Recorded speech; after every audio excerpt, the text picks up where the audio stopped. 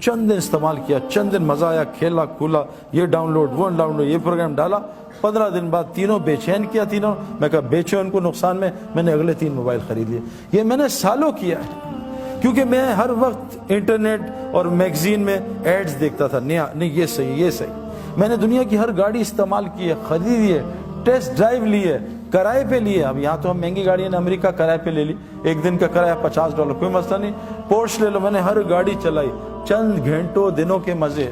میں نے گھر بنا کے بیچے ہیں, چند دنوں کے مزے. اس کے بعد وہی گھر تنگ کرتے ہیں.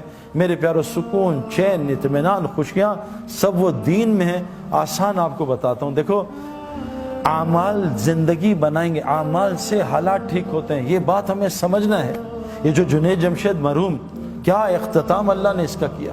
یہ جنید جمشید کوئی تبلیغی بزرگ تھا کوئی بہت بڑا, یا کوئی بہت بڑا, یعنی میں آپ کو کیا بتاؤں میرے پیارو. لوگ مجھ سے آ کے کتنی شکایت کرتے ہیں جنید کی, لیکن جو جنید کی ٹی وی میں حرکتیں آتی تھی وہ بہت چھوٹے گناہ ہیں, بہت چھوٹے. لیکن جنید گناہ کبیرہ سے, جنید کے منہ سے میں نے کبھی غیبت ہی نہیں سنی میرے پیارو. اور غیبت کرنا زنا سے بڑا گناہ ہے. جو آدمی غیبت کرتا ہے, جھوٹ بولتا ہے, اللہ اس کا رزق روک دیتا ہے, تقدیر کا. حدیث میں آتا ہے بعض گناہ تقدیر کے رزق روک دیتے ہیں, بعض گناہ ایسے ہوتے ہیں.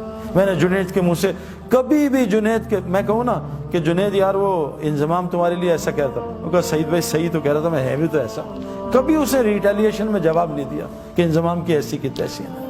میرے پیارو, 4-5 گھنٹے روزانہ اللہ کو بولتا تھا.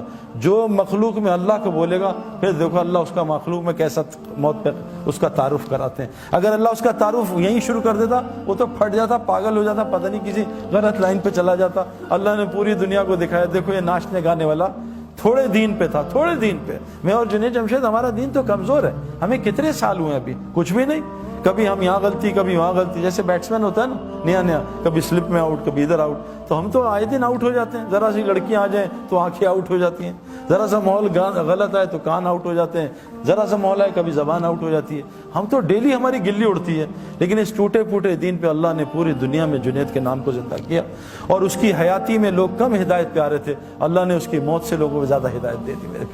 میرے پیارو, اعمال سے دنیا بھی بنے گی. اور جنید جمشید کی دنیا ختم نہیں ہوئی. میں جنید کو جانتا ہوں 90s سے نا.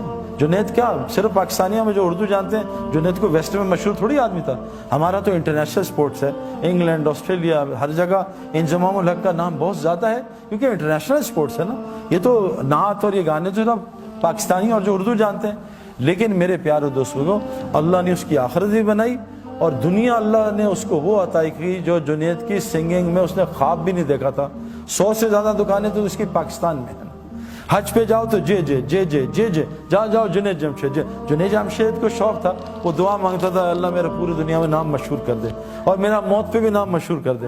دیکھو, جب انسان اللہ کا کام کرتا ہے نا, پھر اللہ اس کا کام کرتے ہیں. جنید جمشید ایسے بیٹھا شب جمعہ میں چترال میں بیان کر رہا تھا. بیان کر کے ایک دم رک گیا, پتہ نہیں کیوں رکا. کہتا بھائی میں دعائیں کراؤں گا اپنے لیے, یہ سارا مجمع میری دعا کرے. تو جنید جمشید نے ایک دعا کی کہ اے دعا کرو, اے اللہ مجھے اپنے رستے کے شہادت کی موت دے.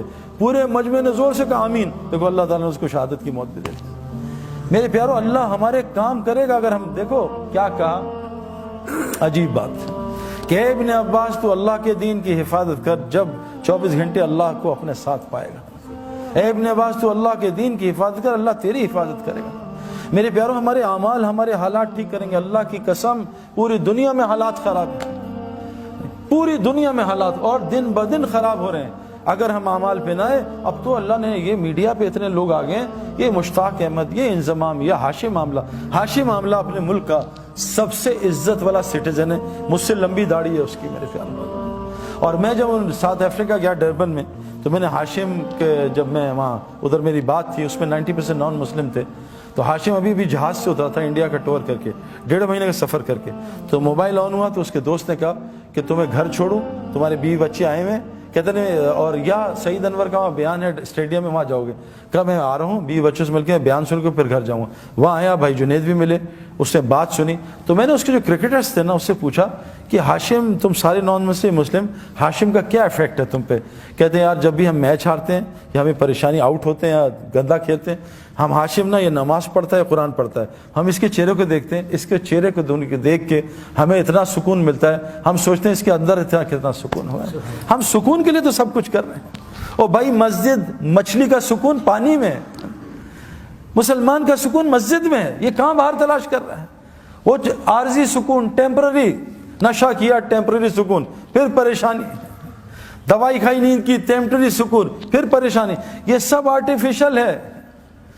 مچھلی کا سکون پانی میں، مچھلی کی ضروریات پانی کے اندر، مسلمان کا سکون پانی میں۔ مسلمان کی ضروریات کا تعلق مسجد کے اعمال کے ساتھ ہے، باہر نہیں ہے۔ مسجد کے اعمال، باہر کی محنت